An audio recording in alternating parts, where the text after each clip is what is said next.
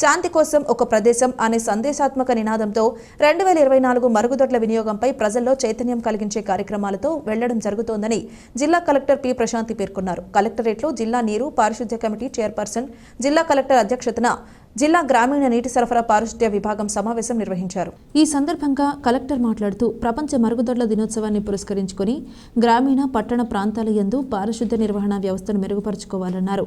DRDA ద్వారా మహిళలను, ప్రజలను భాగస్వామ్యం చేసుకుని మరుగుదొడ్ల వినియోగం పెంచాలన్నారు. మరుగుదొడ్ల నిర్వహణ సామర్థ్యం పెంచడం ద్వారా గ్రామస్థాయిలో మెరుగైన ఫలితాలు సాధించుటకు కృషి చేయాలన్నారు. గ్రామ పంచాయతీలు నిరంతరం పారిశుద్ధ్య నిర్వహణ వ్యవస్థ మెరుగుపరుచుకోవడానికి పారిశుద్ధ్య కార్మికులను ప్రోత్సహించాలన్నారు.